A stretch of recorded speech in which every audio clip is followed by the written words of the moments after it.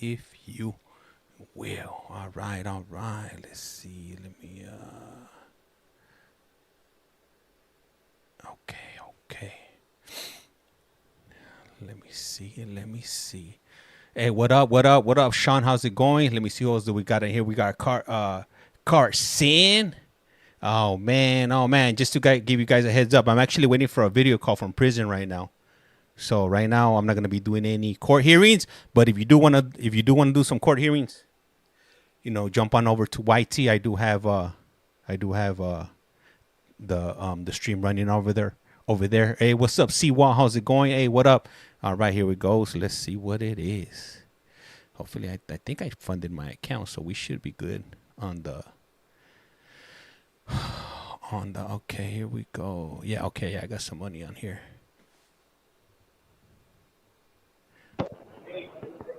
Hello.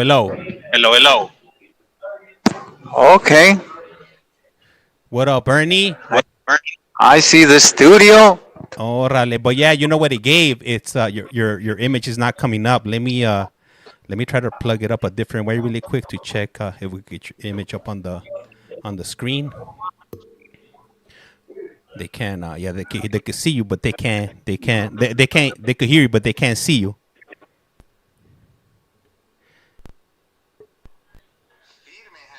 Gracias.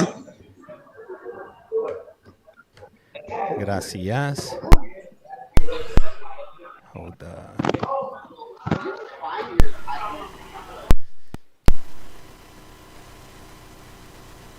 All right, can you hear me, Ernie? Can you hear me? No. Yeah. Can you hear me? Yeah. Okay. Yeah. Hold on. It sounds kind of gacho right now. Yeah. Hold on. Let me see. All right. So we're trying to figure out. I'm trying to figure out the technical difficulties right now. Give me a minute here while I try to figure this out.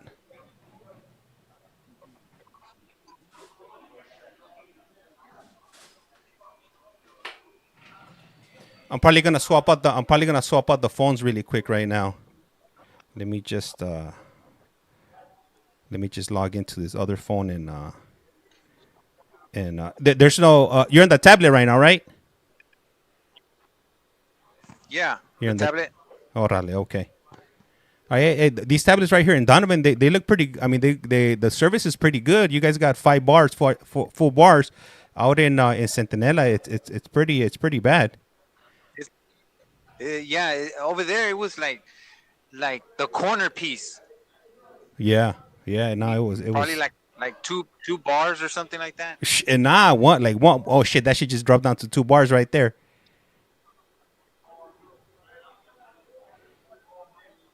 Dun, dun, dun, dun. How's everything over there right now? Pretty good.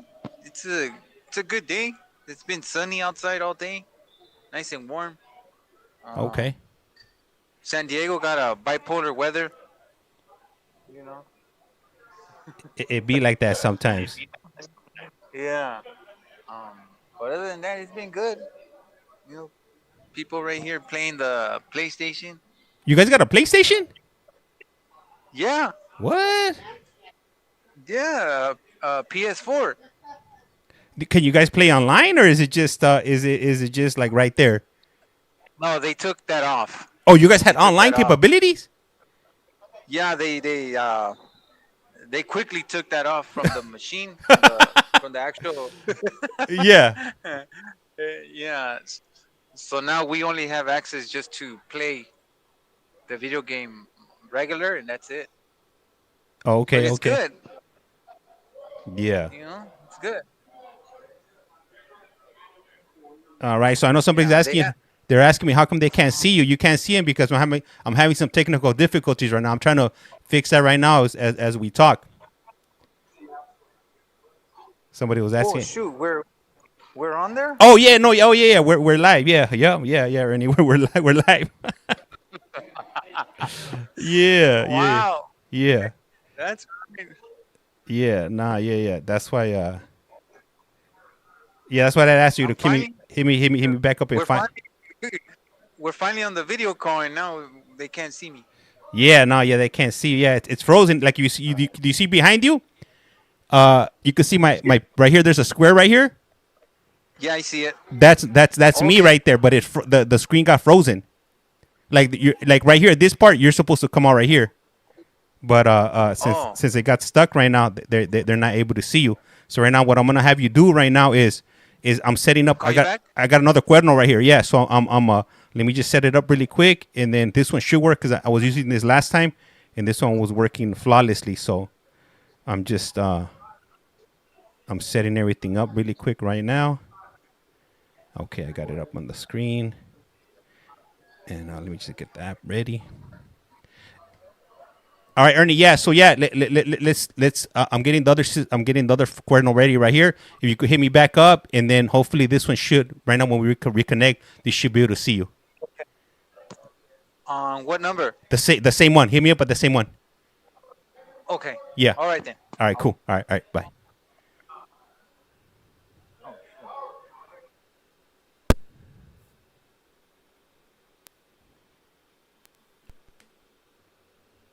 All right, guys. So as you guys heard, I was having some technical difficulties right here.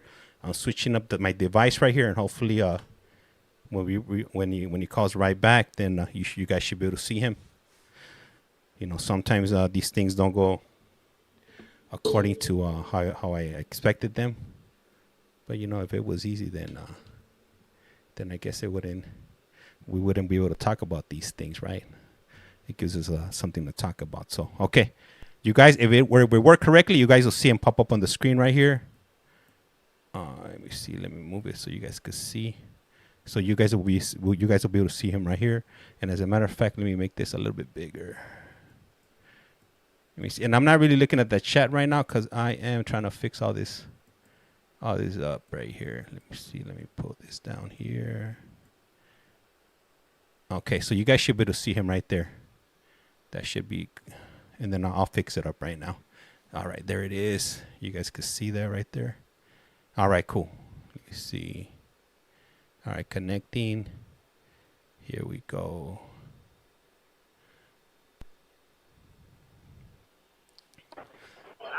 Hello, hello. Hello. All right, cool. You can see yourself now, right, in the background? Yeah, I see it. I see it. Okay, let me just fix Oh, it. So that's what I was talking about right there, so they could see you. Okay. Let me just customize it really quick right here so they can see you better. Let me crop it down a little bit so the audience can see. So they're asking, is this Ernie from last time? Yeah, this is Ernie that we spoke to a few days ago, and this is him right here. This is live. This is actually happening in is happening in real time. I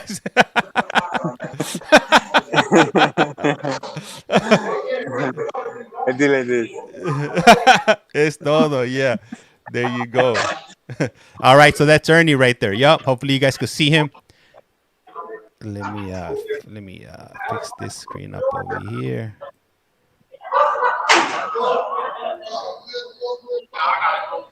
All right. Let me just finish up these last finishing touches here. And let me get the chat on the screen. So I want you to be able to see them whatever they're typing. So right now, let me just get something else on the screen, and you'll be able to see their questions pop up on the screen. Oh, okay.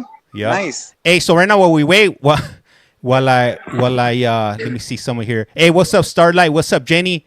Let me see. Good evening. Welcome to Tap. Yeah, thank you, Starlight. Let me see. Shelby's asking. Hey, are those Lokes right there? Those sunglasses you got on? No, they're prescription. Órale. They're tinted. They're They're tinted. tinted. Okay. Okay. Yeah. All right. And then somebody. Let me see. Somebody's asking about the food. How's the food? Where you're at right there? No, it's nasty. It's like chewing on a plastic bag.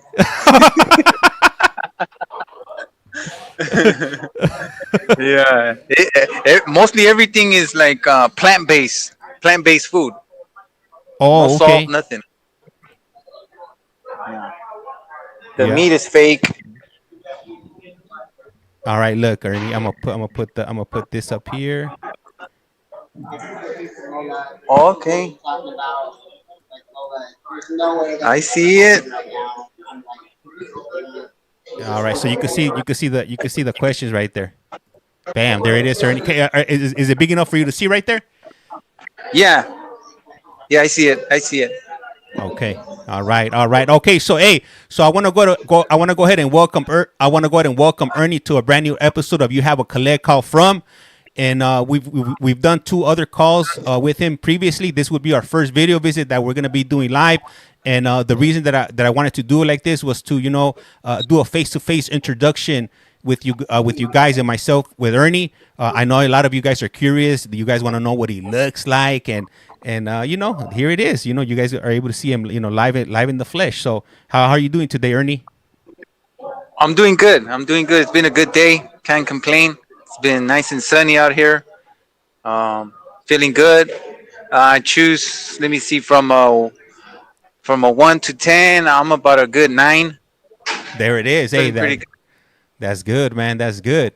So, do you remember where we left out last time on your journey? I know you had gone through some of YA, your YA experience, and then you had hit county a few times. You had violated parole a few times. You went back to YA. Yeah, I think that's where we left off. When I went back to YA the second time. Yeah. Um, um, and then let me see. Um, what happened after that? I remember you asking me a question afterwards, and then I don't remember the question, but that's pretty much where we left off. Right there was me going back to YA. Oh, okay, yeah, that's what it was. I think it was. Why did you go back? And I said that I had got um, well, the cops end up booking me for something, and I had to go through a drug program in YA. So that's why I went back, and well, I ended up taking the rap for it. So that's why I ended up going back, and so I ended up getting out. Let me see. I ended up getting out, and I was out for maybe a couple months, and um, I ended up getting arrested again for stealing a car, and that's my first that's my first prison term. I got sent to my first prison term. I was 19.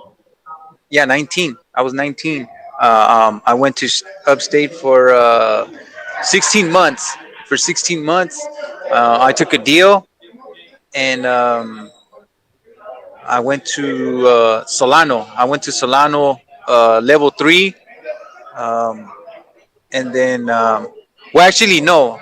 Let me back up. I went to Solano as a level 2, but I kept messing up. I started messing up, and I went to a level 3. And then on the level 3, I started messing up again, and I was in the hole, and I ended up being level 4. And once my time was up on the prison sentence, YA still had a hold on me. Remember, oh yeah, that's what we were talking about. That YA could hold you up to 25, and so I was only 19. But as soon as CDC was ready to let me go, YA came to pick me up, and they sent me back to YA, and that's when I went to Chino, to YTS again, and I was there um, from 95 to to November of 96. That's when I paroled. They let me out, and I was out. My mom came and picked me up once again, like always. She came pick me up. She picked me up with my baby's mom, my ex. So um, I was out working, doing little labor jobs through the agency, an agency, and just trying to make things happen, trying to be learning how to be a working man or whatever, and finally getting feeling good, getting a paycheck. First paychecks were coming in, and it felt good. Um, but eventually, uh, they ended up letting me go. And so once I couldn't find employment, it was things started to crumble for me. I didn't know how to deal with the pressure of life. You know, the bills had to get paid. Um, the gas, the light. I think it was the water, and then the rent, and then on top everything that we need. Food for the house, things like that. And my ex was doing a lot of it. Like she was paying the rent, and I had to come up to pay the bills, and it was hard. I found myself struggling, and and then that caused arguments in the house with me and her.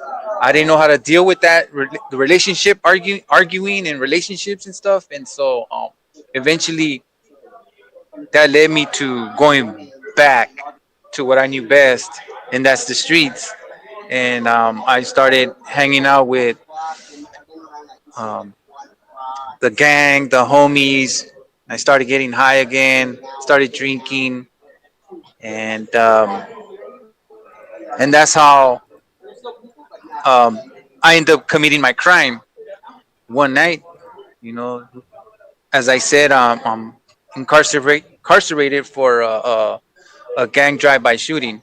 I was a driver, and that's what happened one of these nights. And um, a few months later, then we end up getting incarcerated, and that was in January of '98. And Hey, why committed? but let me Go ask you ahead. something early. Okay, so the day that the drive-by transpired, was it something that was pre-planned? Did you guys already have like they had something happen previously to the drive-by happening, or was it just like one of these things you guys saw some enemigas and you guys let them have it? Like like what happened like that day? Do you remember like that day when you woke up was taking somebody's life? Was that on your mind?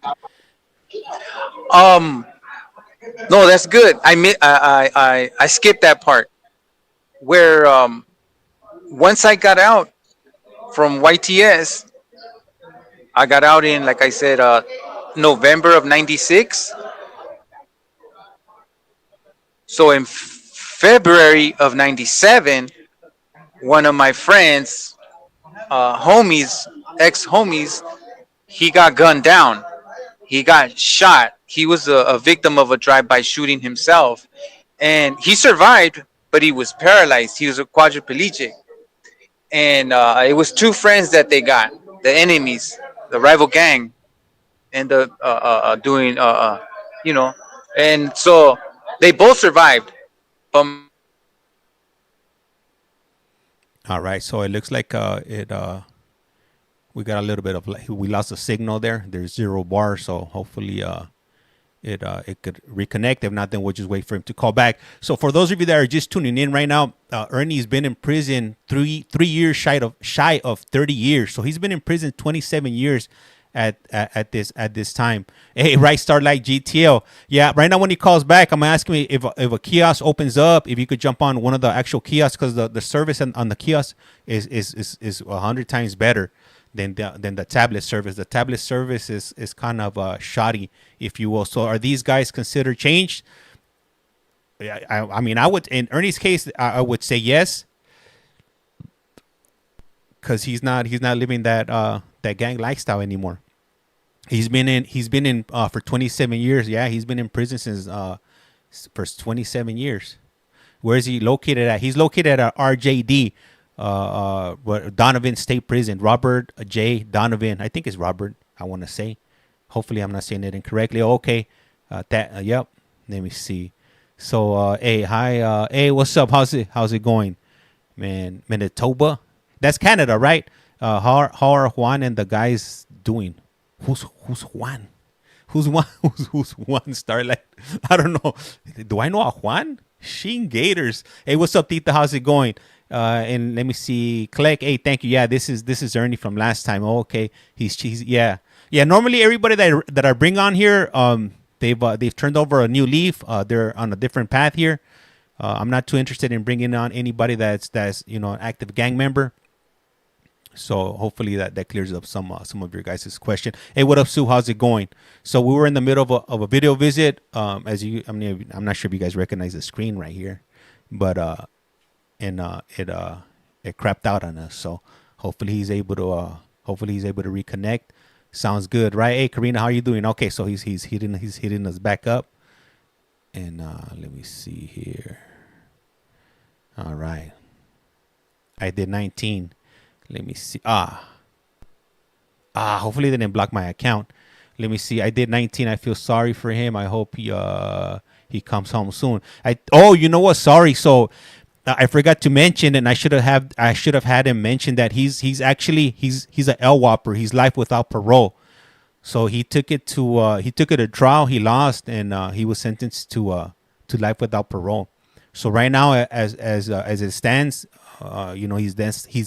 he doesn't have any. There's no light, and there's no light at the end of the tunnel right now, unless he's able to get his sentence overturned, or he's able to go back into court and he's able to get resentenced. But I know a lot of people right now with what's happening with the Menendez brothers, they have a glimmer of hope of being able to go back into court.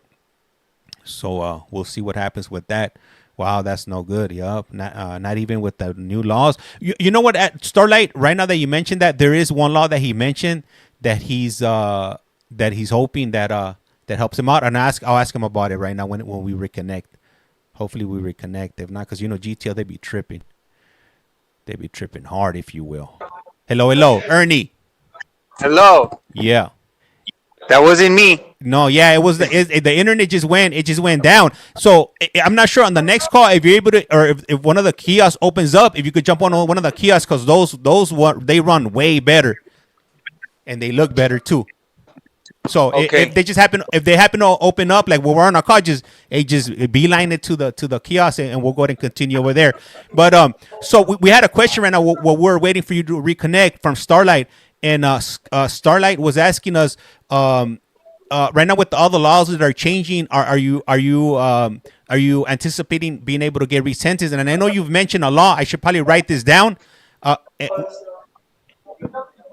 Danny.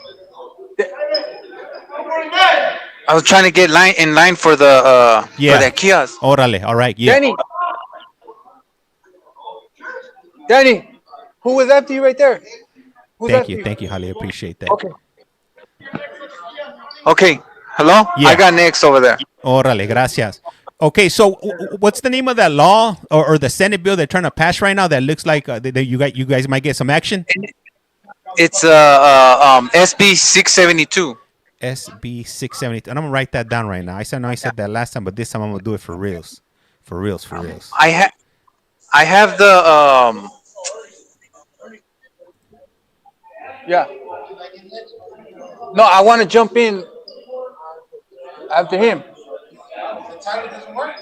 Yeah, it's messing up. Chales, homie, we're hogging. We're being. It's I forgot the title of it. It's a title, but I have the paper in the cell. Okay. But I'm out here in the day room. Yeah, it's all good. Yeah, so I just wanted to ask you because it was a question that they had asked. So let's draw you back in. So we were talking about the day that the event happened, the drive-by shooting.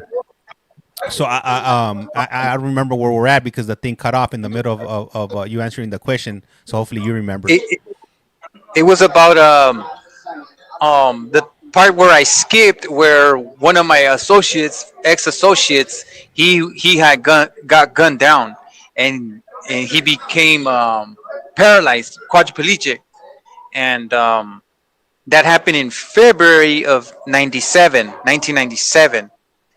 And so I'm aware of it. Like I said, I had just freshly got out, and it happened. The streets are hot right now, and so nobody's really doing nothing, and they haven't caught the people that did it, but we know who did it, and so long story short, back to that night of October 14th, 1997. Um, you know, I was already hanging out with the fellas, going to the neighborhood. I was already back into that. I got sucked back into that, and so on this night, um, we were hanging out with the paraplegic ex homie. He was with us, we were taking care of him, whatever, taking him out for that week or whatever. Uh, um, and he wanted to go home. So I agreed to take him home. So we put him in the car. We put his wheelchair in the car. We put all his stuff. I got stuck again. Gotta run. Hey, thank you, Starlight. Hey, good to see you. Hey, highly appreciate you. Let me see. After 27 years, or after 25 years, youth offenders who are sentenced to LWAP, LWAP able to apply for parole. Okay. Let me see. Hey, I'm praying for him. Froze again. Yup. Yeah, these tablets, they suck. They're really terrible at they only have one. I mean, they have one thing to do, and it's to do these video calls, and they can't even do that. So that's why I had asked him right now. I was like, hey, when you call back, if you could jump on one of the kiosks, because right now he's actually using a physical little tablet that there's a dock where he puts his tablet and he's able to use it. But they also have these standalone kiosks that has like a whole little screen, and it has like the payphone handset. So if he's able to get on one of those, if he's able to secure a video visit on there, it'll be 100 times better. So I'm hoping he's able to get on one of those shortly, and if he is, then we'll have some better video quality here. Let me see. Karina 78. What did he do? He did a drive-by, a gang-related drive-by shooting where somebody's life was taken. He was the driver, and they both got caught. Him and his crime partner got caught, and they took it to trial. He ended up losing, and he ended up getting sentenced to 78 years. He ended up getting sentenced to life without parole. LWAP. Raina Rice. James, can he fight it and come out? To be honest with you, I'm not too sure. Exactly. Right now at this point, I'm assuming if that Senate bill does pass, he might have some action to be able to get into court. Let me see. The quality has been horrible. It has, Ms. Vero. Yeah, it has. Oh, Ms. Vero, and I've been meaning to send you a text message. I just saw your text message the other day. So I'll send you I'll send you the postcard in the next few days. All right. So once I drop it in the mail, I'll send you a message so you know when to expect it. Yeah, the number you text me to, that number I normally don't look at the messages. So I just logged on, I think, on the weekend, and I saw 2 text messages. Oh snap! I missed these messages. But yeah, I saw it. Let me see. Is it possible? Somebody's asking, is it possible to add funds to his books? I mean, if you would like, that's totally up to you. If you would like to do that, it would be you would have to either do it through JPay or GTL. What is it? GTL something. It's like the Connected app or something, where you could send some funds. But normally, I don't ask anybody to do anything like that. I mean, that's totally up to you. If you do it, I mean, I'm pretty sure he will be grateful. But that's not the reason I do these video visits. As you guys know, I don't ask for gifts. I don't ask for gifts for anybody that comes on here. So, but it would be a nice gesture though. Let me see. So right now we're just waiting to see if it is able to connect. Hey, thank you for that daily heart. Let me see. Bardo 037. Highly appreciate that. Hey, Steve, thank you. Highly appreciate that follow. David Clark, thank you for that follow. Highly appreciate it. Drop one, flush one, if you will. There we go. Let me ask you guys right now while we're waiting. How's James today? I can't complain. You know, every day that I wake up, it's always a good day. I hope he gets the kiosk. Hey man, I'm crossing my fingers too right now. Hopefully he is able to jump on one of these kiosks. So if he is, then the quality will be it'll be way better. And as a matter of fact, let me check if we got anybody on YT. All right. So for those of you that don't like how it looks right here on TT, I am running a stream on my YT channel. On the YT channel, it'll look way better if you do want to watch it over there.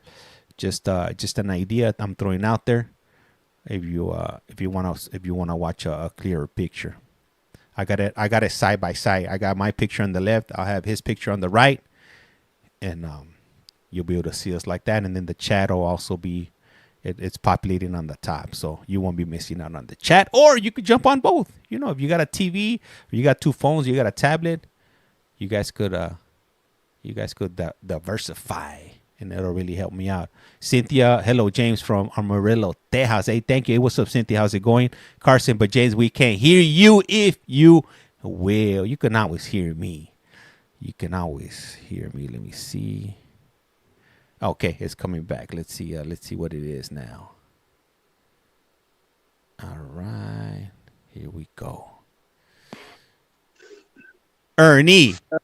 Hello. Damn, Ernie, now it looks like you're underwater, Ernie. Oh my God. Hey, can you try to clean the what do you call it, the camera? Check if it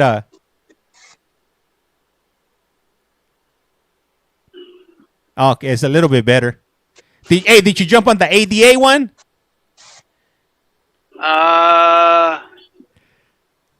The little one, yeah. Yeah. Well, those are the only ones they have. Órale, okay. The two kiosks, they're the ones where people roll up on the wheelchair. Órale. I know how it looks muggy. Yeah, it looks a little bit muggy up. Ah, damn, they cut it. Thank you for visiting. What the hell? Sheesh. So he's in state prison right now. He's in in Donovan State Prison in the state of California. And I'm not sure if they cut the video visit, but it just said you guys just saw right now. He cut out, yeah. It'd be like that. I was hoping this wouldn't happen at Donovan. If anything, if this keeps on happening, we'll probably just end up switching over to straight phone calls. Because at least with the phone calls, we won't be able to see him, but we'll at least be able to hear him. And normally they don't cut those off. So it'd be like that. Sometimes it becomes a bit frustrating here. I want to hear the rest of his story, writes Ali Marie. Do you think the prison did? It might be possible. Because, the cops, for those of you that are not familiar with this, the cops, they could see everything. They could see us having our conversation in real time. They have terminals where they could jump on and they could see everybody, all the video visits that are happening at the same time. So they do have the ability to cut. They do have the ability to cut the stream. ZWA, thank you for jumping on over to YT. Highly appreciate that. Let me see. We can always do regular phone calls and pick his picture up. You know what I'm saying? That's right, Shannon. Wow, that's wild. Hey, James, how's Javier and the other guys from Centinela? So Maribel. So as a matter of fact, I just sent Javier a message yesterday, but he hasn't replied to me. I think I talked to him like last week. Hopefully he gets back to me. I'm gonna be out for the next few days, so I wouldn't mind having them jump on a video visit or some phone calls. All right, let's see now. Let's see what quality we got now. Hello. I'm back on the other one. Shit, I guess we'll run it like this. Hey, we'll run it like this. So okay, so you're in the Ramfla. You're dropping off your homie, the one that was in a wheelchair because he was tired, and then I'll just go ahead and hand it off to you. We got a few individuals are interested in listening to your journey, so I'm hoping this one we're able to run without any interruptions. Yes. Well, hopefully it doesn't turn off again, but I'm pretty sure it will. Probably like in, I don't know, 15 minutes, hopefully. Yeah. That's crazy. Yeah. But yes. What was gonna say? What was I saying? That Yeah, I don't. Yeah, it looked like it froze again. So I'll tell him right now when he calls back if it happens again, just to call us back because the service just sucks. Well, at least I know this is the first time. No, you know, sorry, I did some video visits with him when I was in El Salvador, but the service was pretty good. Let me see. Yeah, but hey, these tablets are trash. Hey, GTL it stands for Global Tel Link, but how can you consider yourself Global Tel when you can't even do a video visit with the next state over, 2 states over? It should be known as Garbage Tel Link. All right, yeah, it disconnected, and they charged me 20 cents for a whole minute. That wasn't even a whole minute. I just got robbed. Anyhow, so right now when he reconnects, I'll just tell him to if once it hangs up, then I'll tell him to just call over. Let me see. Switching to secures. Hopefully, hopefully we'll see what that rabbit hole is gonna lead us to. Let me see. He should get his money back on that visit. He didn't even get to talk. Man, hey, I wish it was that easy. Have you ever tried calling GTL? Man, half of the time, the people that you're speaking to, they don't even speak English. So just trying to communicate with them and try to get your point across, that's a journey within itself right there. Let me see. Yeah, it's not even that serious. I think I'll lose more time on the phone trying to get those 20 cents back than what it's worth. I'll just chalk it up to the game. I mean, hey, I already know how it is. I mean, it sucks, because these video visits are not free like the phone calls. So, but JPay is even worse. Sheen Gators. Well, let me see. Hey, what's up, Sue? Hey, thank you for jumping on over, Sue, to YT. Let me see. I was in jail in Florida, and GTO sucks. Yeah, it does. It seriously does. As you guys can see in here. Let me see. As long as they get their money, that's how that matters to them. Yeah. Sheen Gators. I got a refund years later from Global Telling class action suit. Writes Linda. Let me see. No, they charge a connection fee and by the minute. So luckily in California, they do not charge those connection fees. Though they outlawed those connection fees in California. So they just charge you straight up for minute per minute. Which is a huge blessing for all the families that get these phone calls. Because imagine charging you a connection fee for this crappy ass service. Nice, they run them up in here in Colorado. Yeah, in California it changed. In California, fortunately, the phone calls they're free now. The video visits are 20 cents. How much do the video visits cost in Colorado? I don't think they're. I know a lot of other states it's like a quarter a minute or 50 cents a minute. So, at least in California, they got that action. But I know it becomes expensive, and I could say from personal experience, even though for the 20 cents, they are $9 for 15 minutes for the video visits. Hey, that's highway robbery. Yeah, we pay $2.08. I think $2.80. My man don't have video visits. My man doesn't have video visits at all. He don't even have a tablet. It's wild. What state is he in? Ali, if you don't mind sharing. As a matter of fact, let me just in case he calls, let me get the app ready for the video for the phone call. There we go. All right. So right now we're just waiting for it to either call back or get to us via phone. Let me see. In New York. Oh damn, that sucks. Let me see. I feel bad for the inmate's wife. I know their pockets. Yeah, that's who the ones that got it. Their family members, the wives, the sanchas, the girlfriends, the family members. My friend doesn't have a tablet here in Canada. Let me see. $5 for 10 minutes in Canada. Whoo! Well, at least it's Canadian dollars. I'm not sure if that makes you feel any better. But let me see. His girlfriend has spent over 500. No, that's a drop in the bucket. I'm assuming that's a new relationship right there. If it's $500. In California, man, these relationships that have been going on for, 10, 15, 20 years, man, imagine that. Minnesota jails also has textures. It's 10 cents a text to send. So in California, it's 5 cents, 5 cents a minute, or 5 cents a text message. My man is in New York only since March. Okay, yeah, that's why it's 500. But man, imagine that if they keep that relationship going, it's definitely gonna stack up. It's gonna be into the thousands. And that's I'm assuming those are the 500 were just for the phone calls. But imagine if she's buying them packages, clothes, shoes, a canteen, some Zoom, some Wham Wham, some Schneider's jalapeno pretzels, some refried beans. Yeah, that's just the phone calls. In New York, it's 40 cents. Shh, highway robbery. Yeah, no, everything's expensive in New York. I know that even going to the store out there. Let me see. Hello, what are we doing today? So we were in the middle of a phone call, of a video call, but it cut off. We were having some issues with it. The first one ran pretty good, and then the rest of them they weren't that good at all. Let me see. He said he has family to send him money, so I don't have to spend a dime. Hey, that's what's up. Hey, hopefully it stays like that, Ali. Hopefully it stays like that. Cause sometimes things switch up and they'll rely on you. Let me see who wrote that. Let me see. Was that Sue? Let me see. What did Sue write? Let me bring it up here. Let me see. Sue wrote, daughter gave her boyfriend 100 that was gone within a week with him.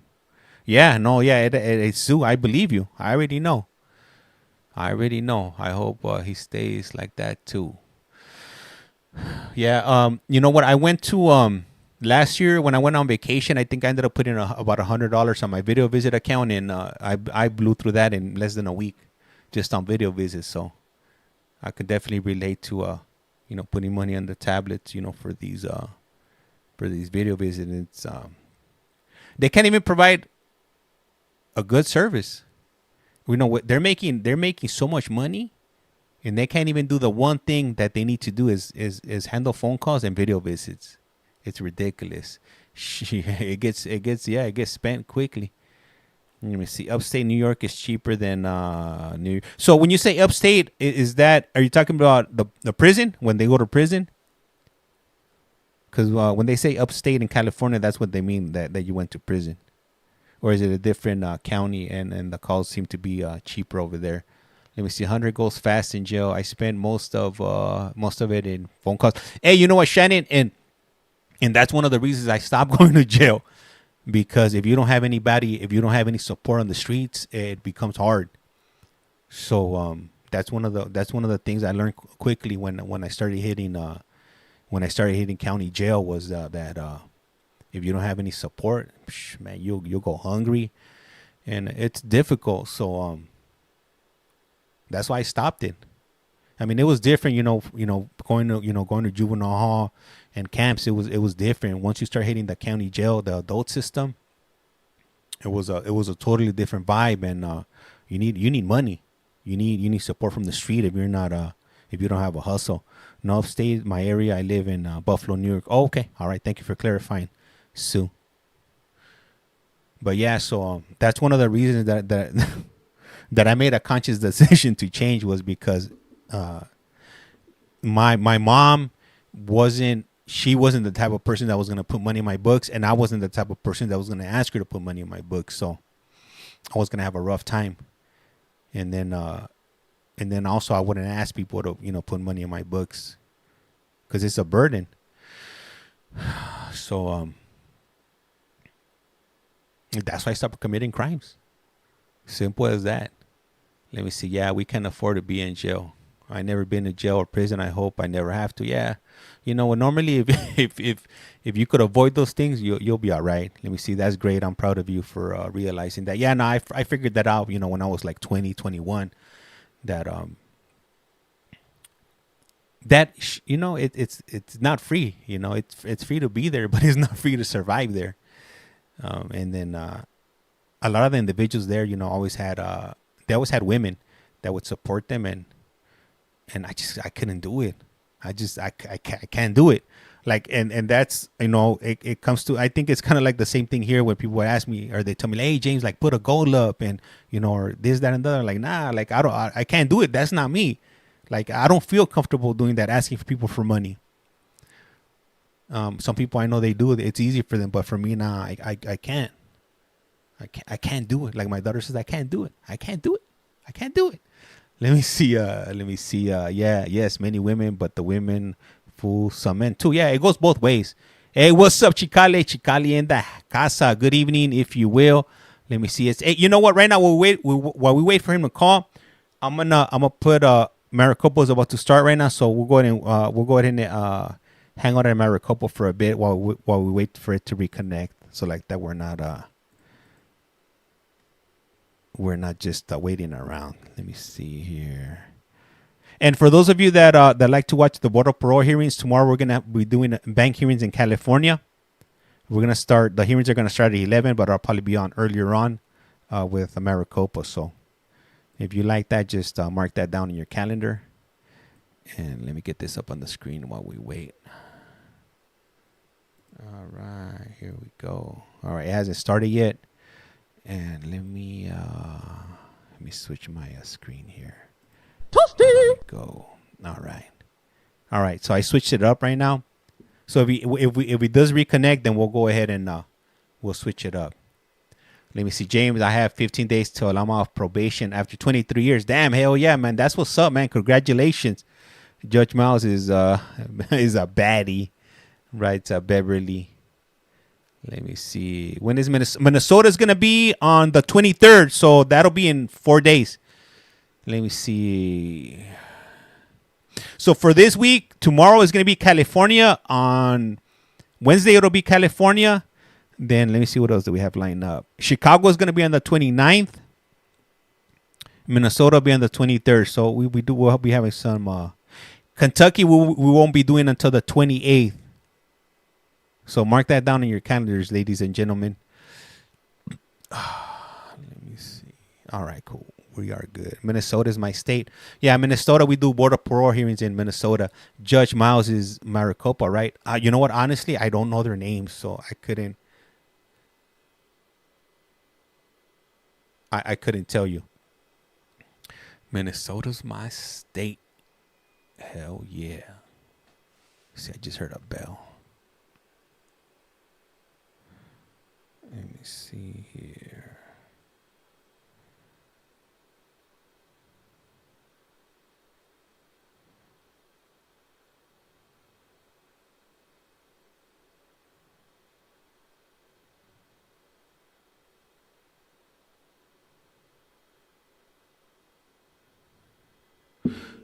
Oh, he's coming back in. He's coming back in. Let's see. Ah, shit. Hey, Ernie. Hey, call back again. I picked it up on the wrong phone. Call back? Yeah. Okay. All right. All right.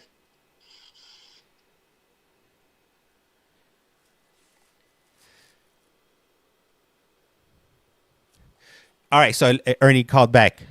We're back in the game, like EA Sports. Let me see here.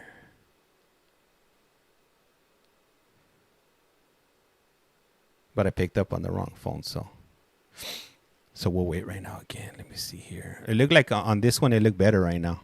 You got the CL20s. You already know that's mandatory right there. I got to have the CL20s.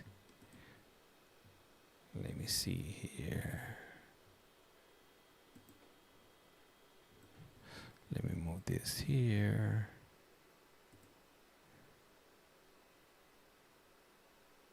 All right, and you guys could see right there, so. Good speakers. Yeah, the only thing I don't like about the CL20s, they're fragile. Like this part right here, there's this part right here that it'll crack easily. All right, there we go.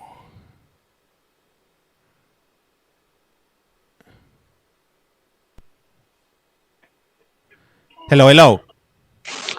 Oh man, that's like that's 100 times better right there. It's a mission.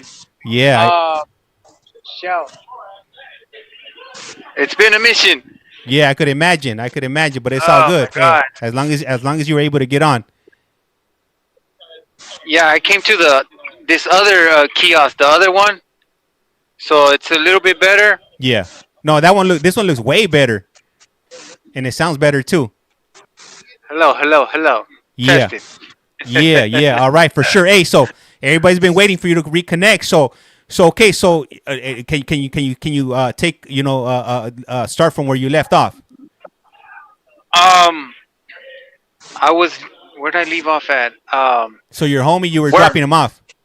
where I was dropping him. Okay, yeah, uh, um he wanted to go home, right? And so I agreed to take him home, and I asked one of my younger ex homies if he could help me out. Oh well, because he was actually the one taking care of him, like being his caretaker or Yeah. whatever. Not legally, but just looking out for him as a friend. But um, so we get everything in the car and we jump on the freeway from Pomona all the way to Monte.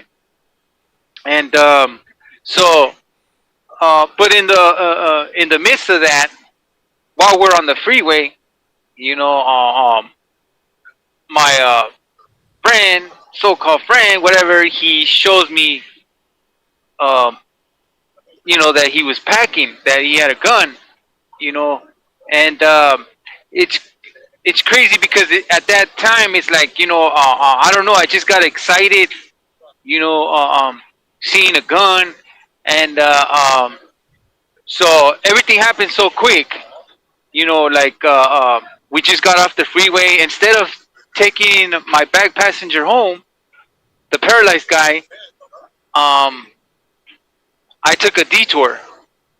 And mind you, I'm the driver, so technically, I'm the one that's in control of what's going on because I'm the driver. So I took a detour, and we get off to our neighborhood. And once we get off the freeway, we hit the little streets. We start turning corners, and we were looking for, or I was looking to for a gang member, a rival gang, if we could see somebody. Shell. And and so um, we're cruising down this little street, and my passengers noticed somebody, and on the curve, and so I passed them. My passenger says, turn back around. So I turned back around, and that's when I seen him. I made a U-turn, and I came back, and that's when I seen the individual on a bike, and I seen him throwing his gang signs, and then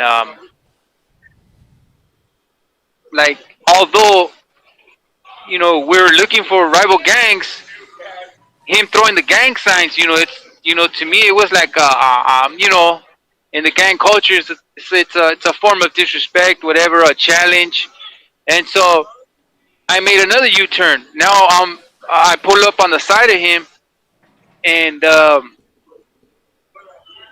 tell my passenger to get him, to kick his ass or whatever, fuck him up or whatever. And next thing you know, um, my passenger gets out and shoots him, or shoots like twice or whatever. But then he gets back in the car. And I'm still driving slow, and he continues to shoot. And we just took off, or I just took off. I panicked, and uh, it's messed up, But I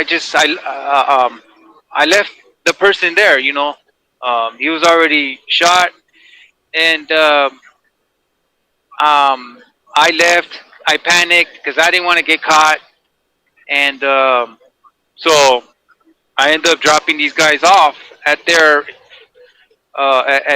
house, and I went home finally later on that night, and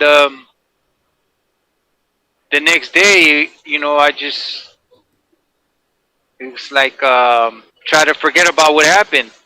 And although as much as I try to forget, I couldn't forget. I knew what had happened, and so I try to get another job, try to get back into the groove of things, of working and stuff, and it wasn't the same because now I had to like look behind my back and be on alert. Like I was afraid of getting caught. The police pulling up any minute and things like that. And so 3 months later, that they finally came to my house and raided my house like at 4 in the morning, and that's when I got arrested for this crime in January of '98. Let me ask you something, Ernie. So when you had mentioned that you had your buddy, the one that was a quadriplegic, on the car with you. So the drive-by happened with him in the car. Yes, So it it's was kind of like I don't mean to interrupt, but in that moment, it's kind of like I wanted to see him get his payback, if that makes any sense. You know, kind of like I was letting him know, like, don't trip, I got you. We're gonna do this, and you're here witnessing it. What happened to you is gonna happen to him now, type of thing. That's how I can explain that. okay. So it was three of you. It was you. You were the driver. Your buddy, the one that had the strap, and then your buddy, the one that was in a wheelchair. So it was a total of three of you in the car. Three of us. Okay. So then, the cops end up picking you up. They end up raiding your house. And how was it that the cops found out uh, who was involved? They ended up arresting the paralyzed guy, and instantly, like, it's crazy. Like he panicked, I guess, out of fear. He didn't want to go to jail, and he gave me up, and he gave up my passenger. And the next day or a few days, that's when they came and got us. And do you know how the cops found out that the your buddy, the one in the wheelchair, that he was involved? Can you see me? Yeah, we can see you. Yep. Okay, there it is. Okay, what was that again? Where so your buddy, the one that was in the wheelchair, how did the cops find out that he was in the car? He well, we have to back up on their part. Once this crime happened, I left. I just started trying to go get back into work, and avoided them. Right, I was living with my ex and my little girl, my daughter, and but in the meantime, they were still living together. Like, they were hanging out.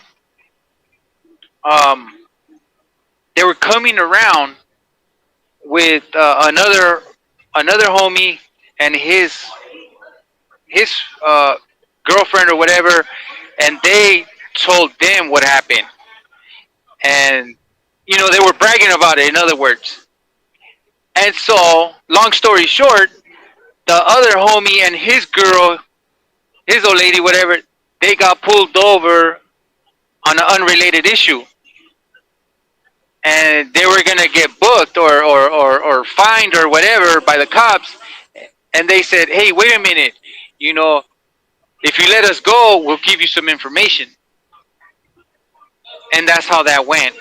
And so that's how they went to the paralyzed guy and got him. And the paralyzed guy corroborated the story and saying, "You know what? Yeah, I was there." And that's how the domino effect happened. Okay, so just like that, man. So Man, and that's something that you never did you anticipate that somebody might give you up over something so trivial, maybe spending a few nights or maybe a few months in county jail, to get themselves out. Um, I didn't expect that. I didn't think that. That's the last thing that I was thinking about because I knew the the paralyzed guy. He's done time before. He's been around, so that's why I say I didn't expect that from him. And so how it's just funny how things happen like that. People turn. It's that fake loyalty, that blind loyalty, as they say. You know, uh, um, but yeah. All right. So the cops end up picking up at your house. Do they raid your house, or how is it that they end up apprehending you? Did they kick your door in? Did they pull you over? Um, no, they were banging on the door, and there was nowhere for me to run because I looked around the windows and my house was surrounded. And so I told my ex at the time, you know what, just go ahead, open the door. You know, I've been told her what had happened. So days leading up to that morning, she already knew why they were there. And so I told her, just open the door. I'm gonna go to jail. I can't run. Nah. And so she opened the door, and yeah, they just cuffed me up and took me away, searched the house, and yeah. So how did it feel? Like how did it feel when you were obviously picked up and the cops informed you that you were charged with taking somebody's life? How did I feel? Yeah. Um, I felt angry. I felt angry, and bless you. Bless Gracias. you. I felt angry. I felt confused, and I felt scared at the same time because I didn't want to. I didn't want to go away and leave my daughter behind. My daughter was only 2 years old, and plus we had another one on the way, which is my youngest daughter today. She's 27 now, and so you know, and I was angry at myself because I allowed everything to happen. It's my fault, you know. But yeah, All right. So you hit county jail, and how long does it take you to go to trial, or do you end up taking a plea? by the I got arrested in January of '98. So by the end of '98, in November, December, we already had got sentenced. So our trial was pretty quick, and it's like we didn't waste no days on trial. We just went in and out, and we got convicted quickly. And Hey, let me ask you right now, because I know we're down to about 30 seconds before this video visit gets cut off. Are you gonna be able to do another video visit, or are you gonna call? somebody has next after me. Tell him, But I'll, Charlie's homie. Hey, I'll, it's my phone I'm kiosk. I'm hogging it up. I'm gonna try to call back after him though. Well, I think this is gonna be the last one because it's already don't they turn off the kiosk at 24? Try to jump on the other Yeah. one if you can. If not, just call us on a regular call Okay if then. you have your tablet. All right. Yeah. All right. For sure. All right. Cool. Okay. All right. All right. So let me see here. 98. Wow. So his kids they're adults now. Yeah. Yup. So right now we'll see if he calls. Then I'll go ahead and we'll continue via phone. If not, then we'll if he's able to jump on another kiosk, then we'll do it via video. So for those of you that are new here, this is Ernie. He's located at Donovan State Prison. He's been in prison since you guys heard For a long time. Hey, what's up, Tabby Tab? How's it going? How are you doing tonight? Let me see. Where is Maricopa? Maricopa is on another stream. I'll give you a link right now. Hold up. Let me see here.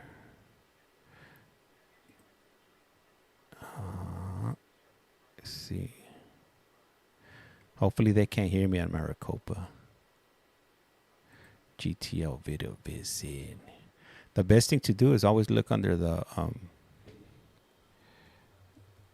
Maricopa.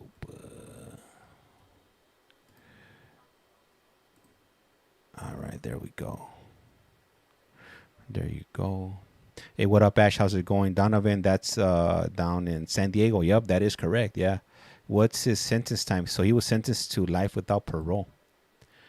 His story gave me chills, writes Ali. I'm good, and yourself? Hey, I'm doing pretty good. Hey, Panda, thank you for that daily heart. Highly appreciate that. Let me see here. Maricopa link. Let me see here. Just got off a 12-hour shift. Sheesh, what do you work in the hospital? That's pretty long. What do you work, 312s? Let me see.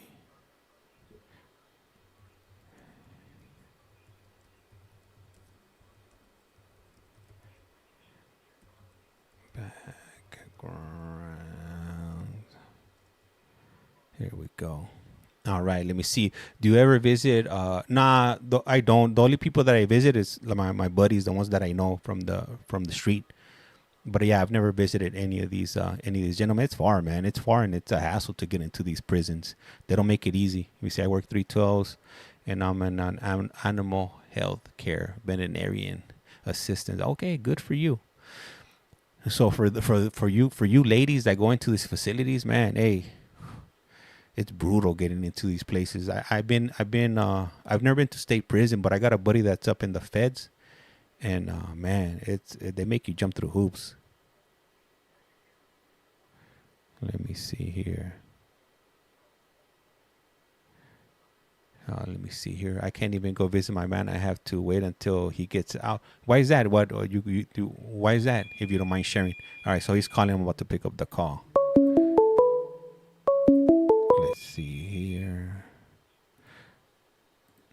This is Global This call is Telling. now being You have a recorded. prepaid call from Ernie? an incarcerated individual at the R.J. Donovan Correctional Facility, San Diego, California. This call and your telephone number will be monitored and recorded. You have a prepaid call. You will not be charged for this call. To accept this call, say or dial 5 now. Cinco. Thank you for using Global Tel Link. Hello. Hello? What up, Ernie? The other one was occupied too. Okay. All right. Cool. Then we'll just run it. We'll just run it via the phone then. Oh, Yeah. I'm still right here in the day room though. That's cool. It's all right. It gives more of a authentic feel. You know, you're in the day room. We can hear everybody talking. We can hear the door shutting. It's crazy how earlier it just kept messing up, you know? Yeah, it be like that sometimes. You know, hey, we have no control over that. You know, I'm already used to it. You know, I've been doing these phone calls for almost 2 years with these video visits, so it's expected already. So my bar is not that high when it comes to expectations. When it with good service when it comes to GTL. Yeah. Yeah. But it was going good. Yeah. No. Yeah. It was. Hey, just so you know, we're still live. They can still hear us. So. Okay. Yeah. Yeah. Yes, I'm still here, and where did I leave off at? So you had got picked up. You went to trial, and then And I think that's where you left it Oh, outside. the trial. Yeah. Yes, the trial. I got arrested in January the 15th of '98. So by November of '98, we were already set. This call and your telephone number will be monitored and recorded. No, we were convicted by November of '98. We were already convicted in trial. Went to trial, got convicted, and we got sentenced in December. And we were sentenced, both me and my passenger. We got sentenced to life without parole. I got convicted not for being the shooter. I got convicted for aiding and abetting my passenger's shooting. That's what I got convicted for. Aiding and abetting my passenger's shooting. At first I didn't understand that. Like, what the hell? But that's a lot of people got convicted for aiding and abetting. Back then I didn't know what aiding and abetting was, but that means that if you help somebody commit a crime, you're just as guilty as they are. So whatever time they get, you're gonna get, and that's what happened with me. Hey, so let me ask you, because I got a few questions for you here. Now I'm gonna read them off, and then you could just answer them in whatever order you wish. So the first question is gonna be from Moon Eyes, and she's asking, have you ever met the Menendez brothers? The second question is gonna be, how old were you when it happened? And then they also want to know what happened to the shooter. Okay, I've never met the Menendez brothers, but I've heard about them, and then the most recent thing with them is that they went back to court and got resentenced and got their LWAP sentence knocked off, and they got sentenced to 50 to life, and now they're eligible to go in front of the parole board to hopefully get a chance to go home. And but I've never met them or nothing like that. But they got LWAP just like me, and so if they got their LWAP taken off, it gives me hope that eventually,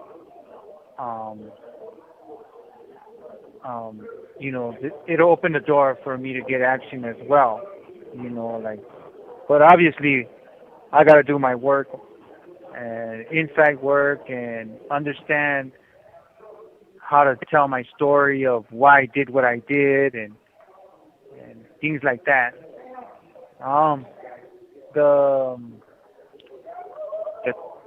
The second question was, how old was I? Yeah. At the time of my crime, I was 22. I was just 22 years old. And I'm 50 years old today. It's been going on 28 years now. Okay. And my crimey, my co-defendant, what happened to him? He also got the same time I did. And I don't know where he's at. What prison? I don't know. I don't keep in touch with him. I don't know if he's doing good or I don't know. But the last time I seen him was in 2014, and that was for a quick 2 months, and that was it. That's the last time I seen him. That's it. Hey, and we have a question from Sue. She wants to know what happened to the guy in the wheelchair that they ended up not pressing charges against him because he cooperated.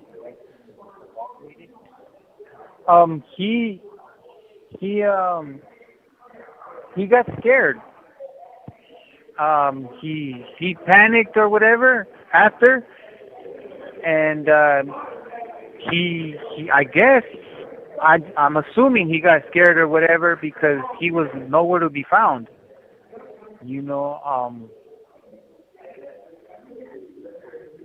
That I don't know where he went, where he moved. Nobody has seen him ever since. I don't know. Some say that he went to Mexico. I don't know. Um, I can't call it. you All know. right. Thank you. Thank you. Um, so let me ask you. So do you remember that day when you were in court and the jury came back with that verdict when they said guilty and they did they read up the sentence right then and there, or that you have to come back to get resentenced? I got sent. I had to come back 30 days later for the sentence. And Yeah. do you remember what was going through your mind when you got found guilty? Or did you think you were gonna get found guilty, or did you think you were gonna get a lesser sentence because you were the I getaway driver? I thought um like I actually thought, yes, that I was gonna get like a lesser time, because for that reason that I was in my mind, I'm justifying it, saying like, oh well, I was just a driver. I was just a driver. I shouldn't get that much time, So I was kind of like minimizing my role, and so because of that, I was thinking that I would get lesser time, and but it didn't. It didn't work out like that. It didn't happen like that, And so when I did get convicted for it, like I was, I guess, numb, just like numb, like damn. I was shocked, like speechless. I didn't know what to say, like I had so much mixed emotions. I didn't know what to think, other than, like I said, I was just a driver. I don't deserve I don't deserve LWAP. That was what was going on in my mind at that young time, But I do want to clarify that 28 years later now, it's like I came to understand that, what, me being the driver, like I said earlier, I was the one in control of that night, of what was going to happen. I was the driver. I had control of the car. It was my car. And so this person would still be alive if it hadn't been for me, getting off the freeway and taking a detour and driving through the neighborhood. And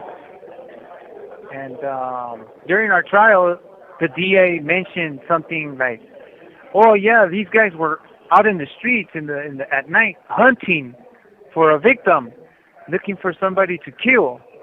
And I strongly had disagreed with that back then.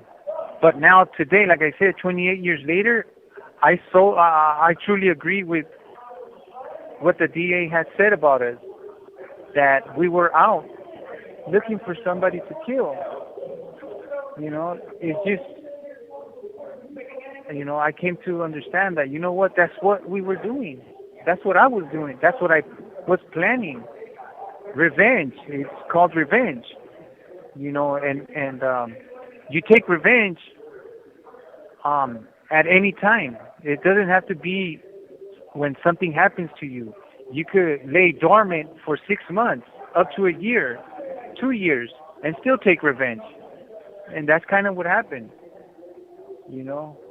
I seized on that moment, that opportunity, and we acted. I acted, but I don't want to get off track of your question, though. Yeah.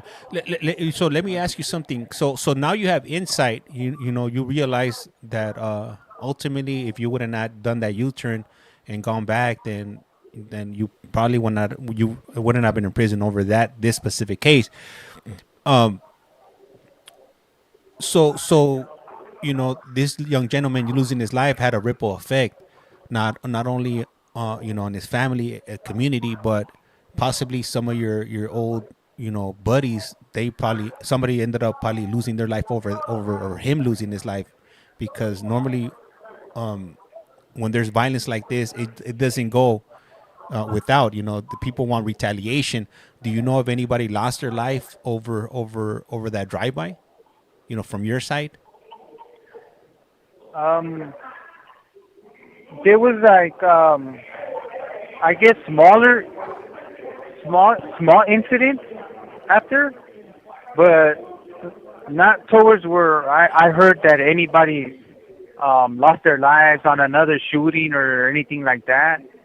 Like yeah, I never heard any of that. Um, but I did hear that people were scared. They the streets were even This call and your telephone number will be monitored and recorded. the streets were even hotter, so nobody really wanted to go out or whatever, because anybody that got caught slipping, was subject, was a target or anything. So I know nobody was really going out that much. So going back to that ripple effect, that's part of the ripple effect. Even in the gang culture, it's like people, it's fear based. You don't want to go out because you don't want to get shot. You know what happened, so you don't want to be the next victim. And so that's part of the ripple effect. But it goes deeper than that. It goes to the community, to the neighborhood where this murder happened. It was a residential neighborhood, and so people felt unsafe. Residents, the kids. It happened a block away from a middle school, and that's the middle school that my own sisters were attending. And so even my sisters got affected by this because all the kids were talking about this incident.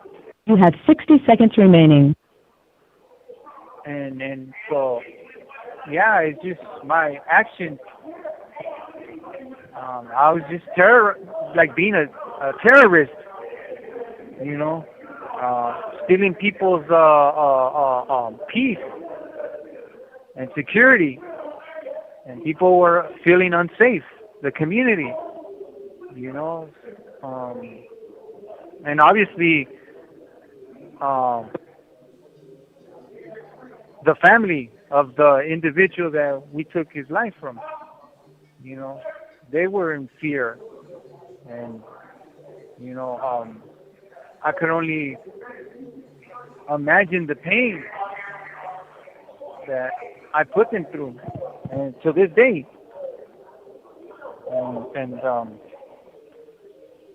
I think I'm gonna have to call you back. Yeah. You're gonna hang up. Yep, he's about to hang up. Yep. All right. Yeah. So these calls only last 15 minutes. He should be calling us back in the next few moments, and we'll go ahead and continue. And what do you guys? I'm reading some of the comments that you guys put on here. Poor man, keep your. Let me see. Poor man, keep your.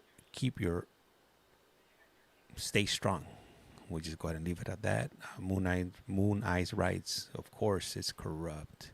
Hey, thank you. I highly appreciate that. Locked Up Connections. Hey, Austin, if you're on here, hey, thank you. Hey, I talked to my buddy. If you're here, I'll give you a call and I'll let you know what he said about that car. So did he get the same sentence as the shooter? Yeah, they both got the same sentence. I can't type tonight.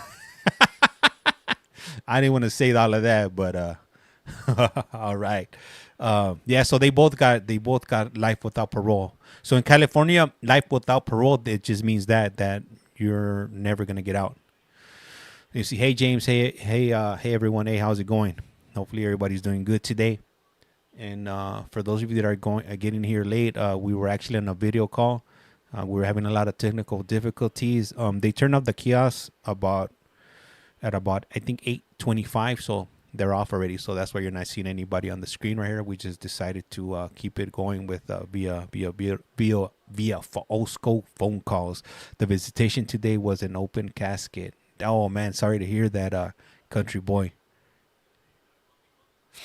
Let me see. Wicked crime. Yeah, it was so frank. My man only got 15 minutes phone calls too. Yeah, it's like that in California. Which kind of sucks if you think about it, because the calls are free and they have tablets. I wish they would on the tablets that they would remove the limitation. It would definitely help me out. Run these phone calls a lot smoother, where I wouldn't have to worry about reconnecting. We could just run one long big phone call. Exactly. So he should be calling back shortly, and we'll go ahead and continue. Damn, it's already 8:30. Damn, the day just flies by. And somebody said I look sleepy. I always look sleepy. I'm always tired. Gotta take those naps, if you will. Hey, Trouble, gracias. Highly appreciate that daily heart. James, how did you get into this? Oh man. So I have a friend that's he's been in prison for, I think at this point he's been in prison for like 17, 18 years at this point. He did a robbery. He should have just got like 3 years for the robbery, but California, they stack a lot of enhancements on top of your sentence. He ended up getting an 18-year sentence. So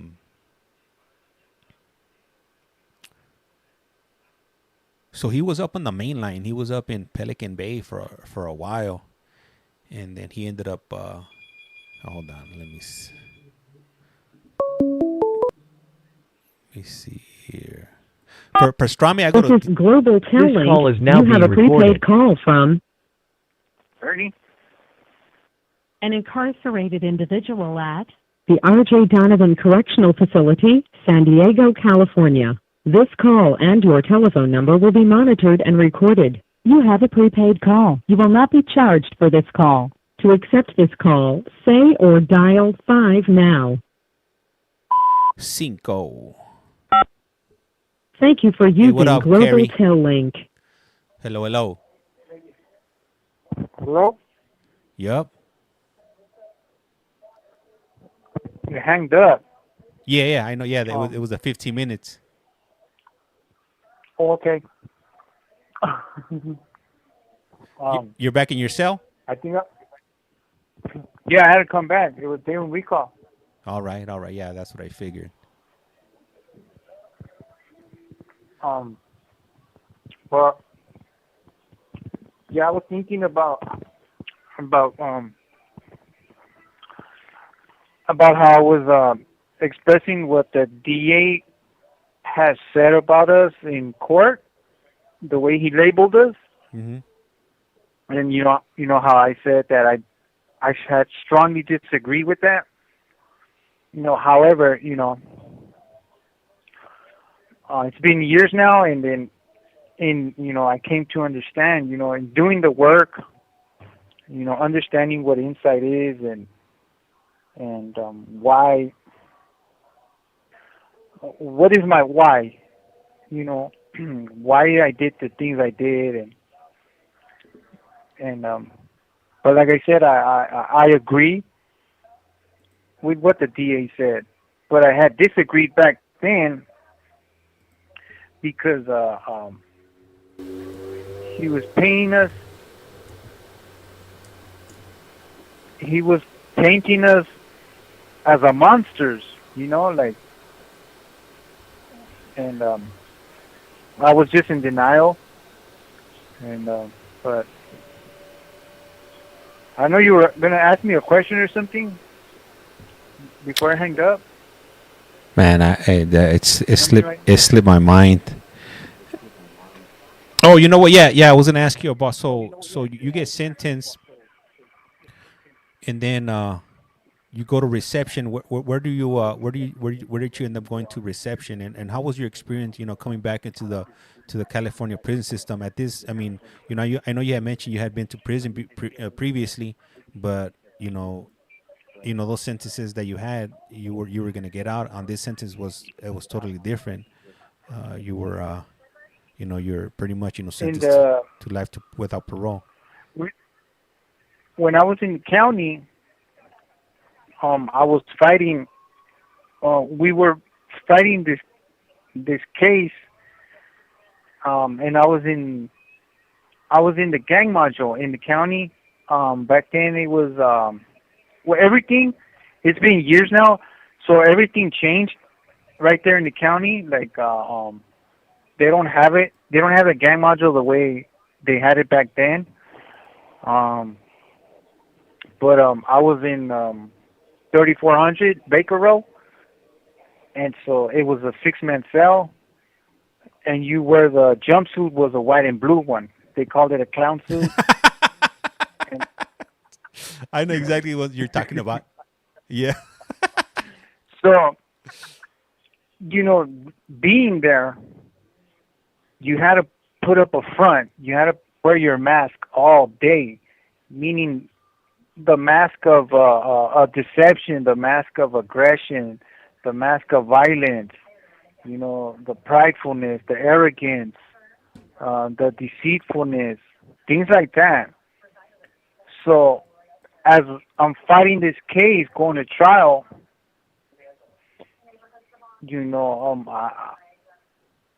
I didn't know how to show emotion, express emotion, nothing, because I was still living that life in the county, gang banging in the streets. Now I'm in the county and it's the same thing. And so I was still having that gang mentality, and once I get convicted and sentenced to OUTWAP, now we go to reception, and I go to North Kern, and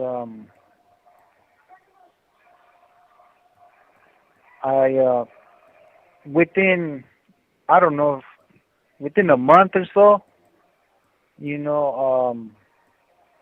get into a riot with another race, with the blacks, and I end up stabbing another individual, a black dude, and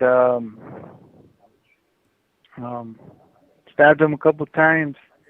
And so anyways, we go to ADSEG, we go to the hole, and I get the shoe for that, for the stabbing. And I'm there, but I don't think much of it. It's what we do. You're in that life.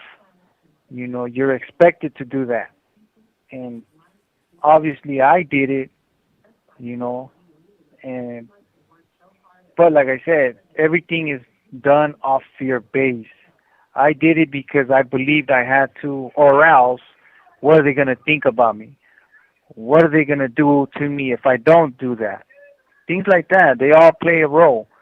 And so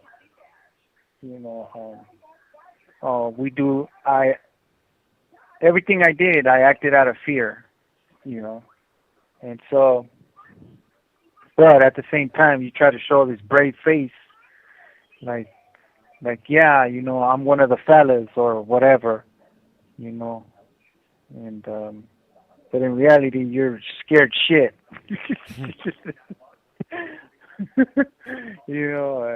but that's life in prison, and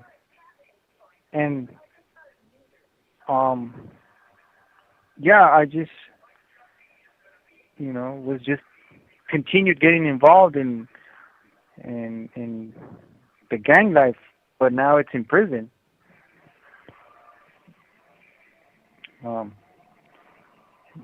What were you want to ask me? So at some point you had a change of heart. What happened that changed your heart and for you to walk away from your street gang?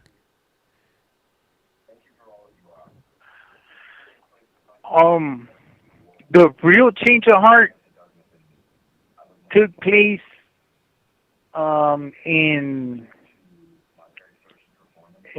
I want to say the ending of 2017, entering into 2018. This call and your telephone number will be monitored and recorded. Like I well, that's when I started feeling empathy.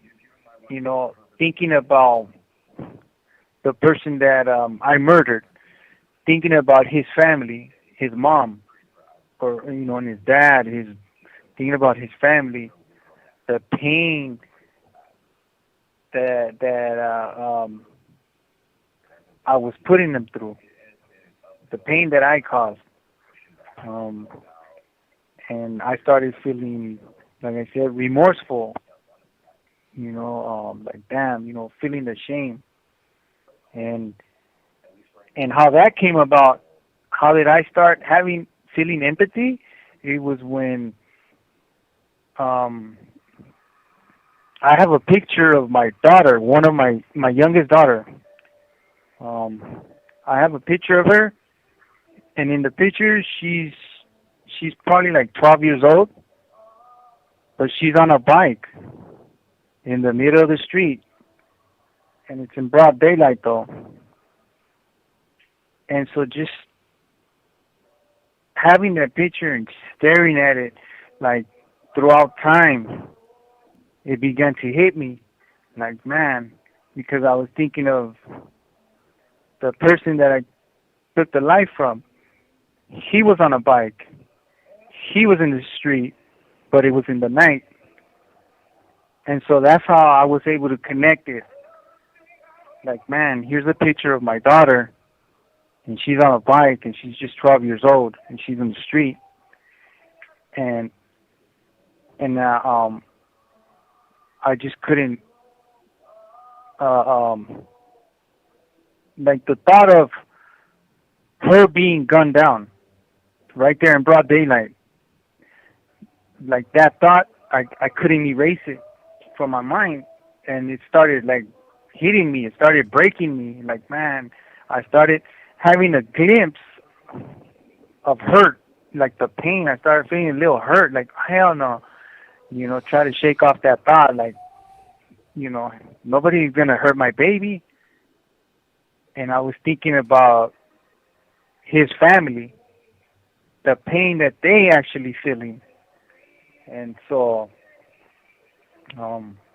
that's when the beginning of my empathy right there, and being remorseful, and the change of heart, as you said. So at this point, you hadn't participated in any of the groups that were offering. No, all these years up into the ending of 2017 into 18, I was right there. That's when I was barely starting to get into groups, like few self-help groups, and I started going to church. Oh well, rededicating my life to the Lord, and trying to seek change. And we got a question from Lindsay, and she's asking, did he have any repercussions for leaving his gang or his former gang? Did I have any what? Repercussions for leaving your former gang? Yeah, there was repercussions. Because you don't just leave the gang, like the neighborhood you grew up in.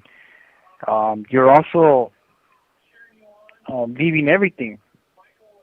And so there's consequences, and so I had to go through those consequences. And but even then, like back then, leaving the neighborhood, the politics and stuff like that, prison politics and all that. Even then, I still wasn't changing. I was still being me, aggressive, violent, but I just wasn't into the politics no more. None of that. And until, like I said, This call and your telephone number will be monitored and recorded. Going into 2018, I just got tired. I'm cool. I'm tired of being always fighting, being aggressive. I'm tired of being violent. I'm even asking myself, why am I violent? Why do I snap? Why am I aggressive? All these questions, and it goes back to my childhood. It goes back to that. The reason why I'm violent, aggressive, and have an anger problem is because, I haven't dealt with my underlying issues, my insecurities, the things that I've been through as a child,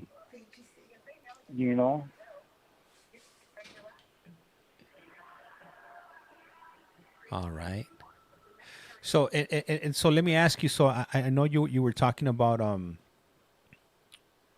having that change of heart when you were looking at You have 60 seconds remaining. at your daughter's picture. Were you sharing those thoughts with anybody? Was there anybody that you could confide in that and kind of pick their brain to see what they thought about her, or this was something that Yeah. you just held internally?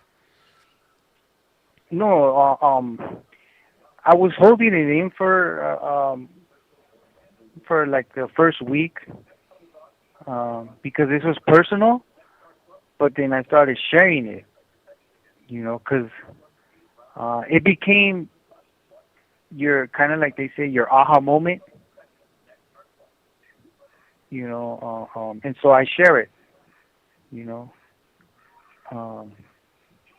the beginning of when did I first start having empathy, and that's that moment. Hey, call back is about to hang up. Okay. All right.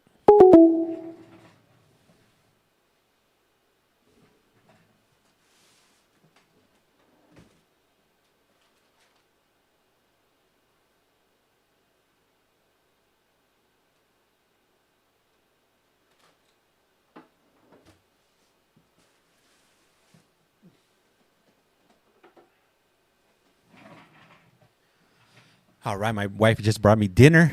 What is it? I have no idea, but I'm about to get into it.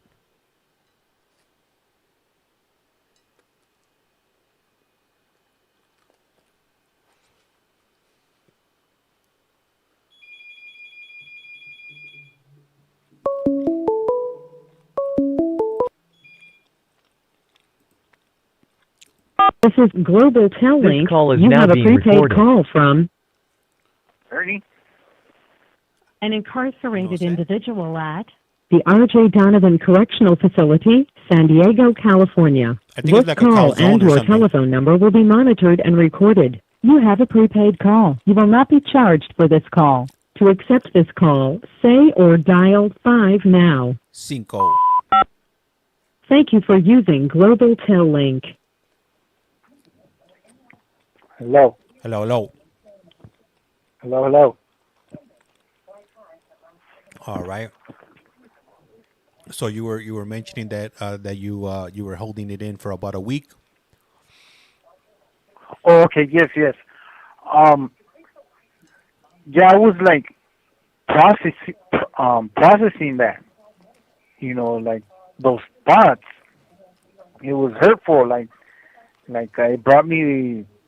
Honestly, it was hurting me. It brought me to tears. Like literally. And it made me feel bad. Like, damn. This is. I'm really feeling a little bit of pain or hurt just having that thought that someone would come along and gun down my daughter while she's on that bike, and I was just putting myself in his family shoes, trying to feel their pain. Like, damn, this is what they're feeling, but even worse, because it really happened to their son or their brother or their uncle. and I couldn't run from that. And so that was my beginning of empathy, and so I share it in groups. Like, yeah, because they ask you. It is important to know when was your moment. You need to know your moment. Because you can't talk about empathy if you don't know your moment. How did that come about? You know, and so I share it. Like, this is my moment. When it started for me, when I started placing myself in the other person's shoes, and so it's important to share it.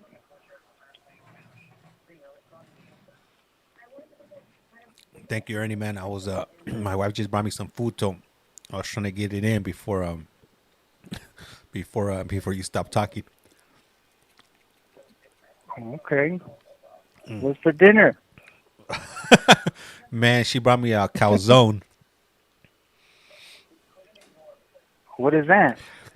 It's an Italian a dish. It's kind of like an empanada, but like on steroids. It's like maybe like about 6 inches long, and then it's just stuffed An with like empanada?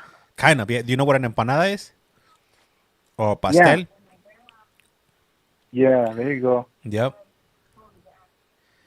So yeah, she just walked in. She was like, "You hungry?" I was like, "Yeah." She was like, "All right, cool," and she shot it. So here I am. But man, so at this point, you're in 28 years, and I know a little bit earlier on somebody had asked me if you're taking any college courses. Are you taking any schooling? Um, College courses? No. Um, I've I've always struggled with math, and it's been difficult for me. Um, but I've always been. It seems like every prison I've been to, they put me in education.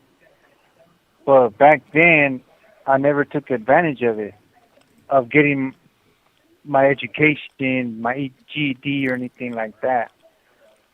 Um, I would always just get in trouble, not do the work, things like that. Um, but these past these past 2 years, I was at another prison, and that's all I did was education. And so I focused all on education, my math. I got my reading score a little high, and my math score starting getting. I was bumping it up a little bit more, and the teacher gave me a chance. He's like, you're improving on your math, so I'm gonna give you a chance to take the pre. This call and your telephone number will be monitored and recorded. And he signed me up, and I took the pre-GED test, and but I didn't pass. I didn't pass. I think I missed it by like nine or 8 points, and and then that was it.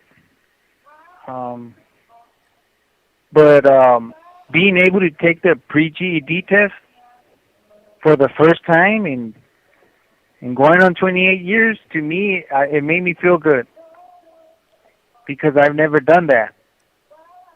And it just motivates me to, next time they put me in school or education, to continue, get back on track, and just continue learning them formulas so I can jump back on the pre-GD test again and hopefully get my GED. And I got a question from the Empire. They want to know what yard are you on?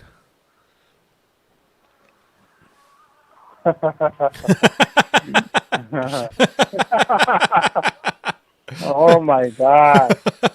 Why? Oh man, I'm a man of peace today. there it is. Hey, that I works. mean, what yard in the prison I'm in? What Yeah. prison am I in? No, well, they ask you what yard. I'm assuming they know that you're in Donovan. I'm in, I'm in B yard. B as in boy. Yeah, yeah, Okay. B yard, as in boy. All right. All right. It's non-designated. Okay.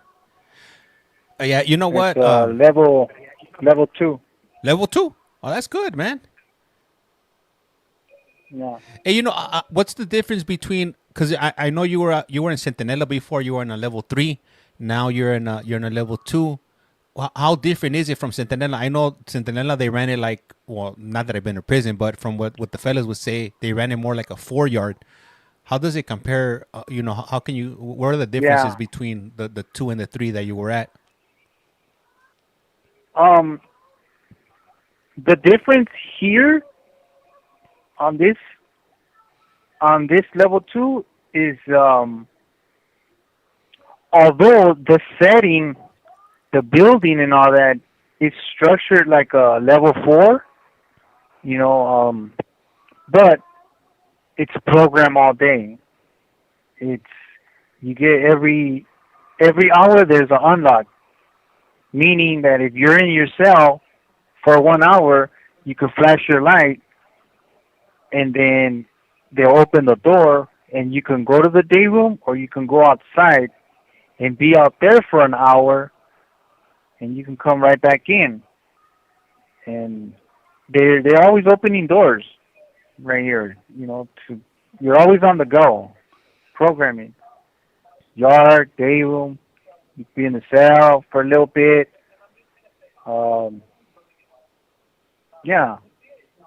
As opposed to over there, it's not like that. Like you said, it's more controlled. It's a level 3, but they run it like a level 4. There's program, but there's them downtimes. They make up anything to not run program. Like whatever. Something happened in another yard, so now we're not getting program here. Not here, but I'm talking about at Centinela. And so it's a lot different. Right here you don't have the cops, the COs. You don't have them breathing down your neck. They're more laid back. They're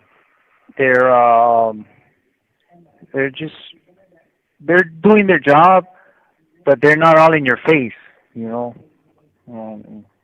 just let you do your program as long as you're doing what you're supposed to do and not doing what you're not supposed to do. They'll leave you alone. And let me ask you. I know when we got on the video call, you had mentioned that they had a PlayStation 4. Do they have a PlayStation 4 in Centinela? No, they don't have that over there. No. Is that something they only have on level 4s, or do they only have it in certain prisons? No, the PS4. Yeah, yeah. The PS4, they only have it in this building, right here where I'm at, because this building is like considered like a honor building, Mm-hmm. and they got like the little foosball table, and they're talking about bringing in or waiting on a pool table. When that's gonna happen, I don't know, but it's in the works. Wow. Yeah, somebody put one PS4 for the whole jail. That's crazy. Shit, I'll take one PS4 over 0 PS4s. Yeah, it's it's a PS4, and only the people here in this building could use it. You know, there is a couple individuals assigned to be responsible for it, and they get to bring it out. And then once they bring it out, you know, anybody that wants to play it, they sign up a log sheet. They sign in, and then they just get in line and wait their turn. It's pretty much whoever wins keeps playing, but whoever loses gets in the back of the line. And sometimes it's a long. This call and your telephone number will be monitored and recorded. Yeah, that's where I'm always at the long line, the end of the line. Hey, Shelby's asking, what type of games do they do? Are you guys allowed to play? Well, actually, I thought they weren't gonna let us have like these games like Mortal Kombat. They got like what is it? Marvel versus Capcom. Yeah. Just like, you know, it's all fighting games, you know, and so they let us have it, you know, which is cool, you know, because that's all it is fighting, violence and stuff, but you know. It's either that or Call of Duty. So yeah, I'm assuming they're not gonna let you guys play Call of Duty. No Call of Duty. Yeah. Hey, Ernie. So I But know, you know, sorry to cut you off, but I know this call's about to come to an end in about a minute and a few seconds. If you're available tomorrow, we could go ahead and continue tomorrow and you know, continue more through your, you know, your journey, and then if the audience has more questions, then we could go ahead and you know, hopefully they could get them ready today, and then they could ask them tomorrow when we jump back on. Yeah, tomorrow. Yeah, okay. I can come back tomorrow. Yeah. But I do have the group at 7. Yeah, we could do one after the group. Yeah, You have 60 seconds remaining. yeah, for sure. All right, let me read out some of these comments right here. Sue writes, prayers for Ernie. Have a great night. Let me see, who else do we got? We got Ali. She writes, tell him to have a good night. Let me see here. Yeah, those are the comments we got right there. So, man, I do appreciate, you know, you taking time out of your day, you know, to share your journey with you, and you know, shed some light on your situation, on, you know, where you're at and how you got there. Yeah. No, thank you, and I thank you to your listeners, you know, for their comments and their time, and yeah. All right. We'll pick up tomorrow. All right, for sure, Ernie. Hey, we'll be in contact tomorrow then. And all right, so I cut off. Hey, guys, so I do appreciate you guys. For those of you guys that like to watch court, I'll be back at 11 p.m. with the last court of the night. We're gonna be doing Pima County, and tomorrow we'll be back with Ernie. Also, if you want to watch California, we're gonna be doing some California hearings tomorrow in the morning. I think they start at 11, so definitely stay tuned. Good night. I'm off to bed. Yeah. 11 p.m. Yep. Hey, I am Collect Call James. You are watching. You have a Collect Call from. And like I say, around here, life's like a candle once you blow it out. Wait, 11 p.m. is not Maricopa? Yeah, 11 p.m. It's Maricopa. Yeah, at 11 p.m. Cali, and it's an in-bank hearing, if you will. Anyhow, I'll go ahead and answer your question tomorrow if you guys have any question in regards to what an in-bank hearing is. Anyhow, hey, I am Collect Call James. You are watching. You have a Collect Call from. And like I said around here, life's like a candle. Once you blow it out, it slices out. And with that, we are out. Rato, thank you guys, and I appreciate you guys for all the tapping you guys did.